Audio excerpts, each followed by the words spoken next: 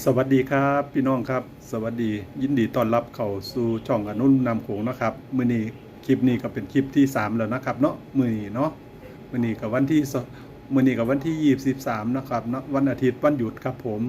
วันอาทิตย์พศ2568นะครับ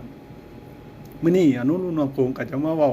จากภาษาชาวบ้านนะครับเรื่องการใช้ชีวิตเหมือนเดิมนะครับเนาะ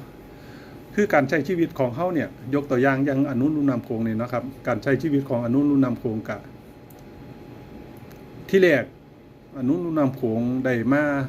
ทำงานอยู่ในโซนตะวันออกเนาะครับเนาะมัน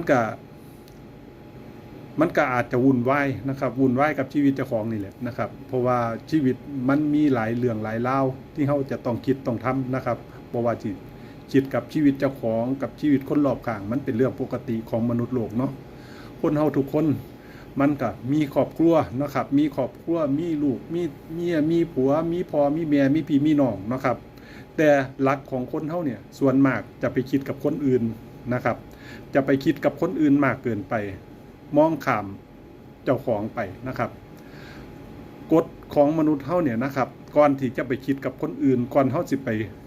คิดแทนคนนั้นคนนี้เนี่ยเฮาควรสิคิดเจ้าของก่อนนะครับดูแลเจ้าของก่อนให้รักเฮานี่มั่นคงก่อนให้ชีวิตเฮามั่นคงมีงานทำงานต้องเป็นงานสุจริตนะครับมีเงินเข้ามาใส่ใจในโตของเฮาเหลือเฮาแล้วเฮาก็ได้เผื่อแผ่กับคนรอบข้างอันนี้คือการใช้ชีวิตอย่างมีคุณค่านะครับอย่างมีคุณค่านะครับ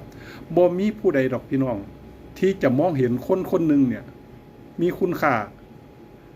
มากกว่าเจ้าของนะครับอาจจะมีแต่ว่ามันหน่อยคนที่เขาอาจจะลืมมองไปว่าเขาต้องใช้ชีวิตเขาเนี่ยให้เข้มแข็งก่อน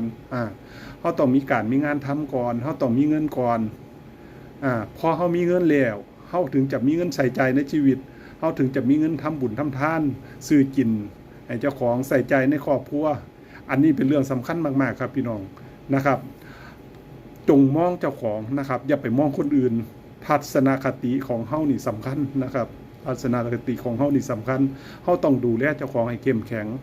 มีงานทำมีเงินมาใช้จ่ายในชีวิตประจำวันแต่ละมือการใช้ชีวิตมันบ่ง่ายพี่น้องเพราะฉะนั้น